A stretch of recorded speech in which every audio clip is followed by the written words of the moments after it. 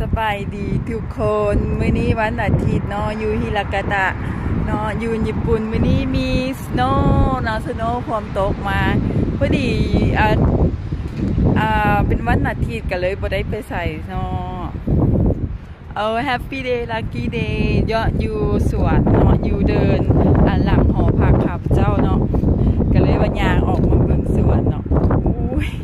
มันเป็นอันหิมะที่ว่ามันเป็นฝอยๆน้อยๆเนาะบ่หนาวหลายกะมีลมดีกะก็เฮ็ดให้เฮาออกมายางชมสวนได้เนาะแล้วก็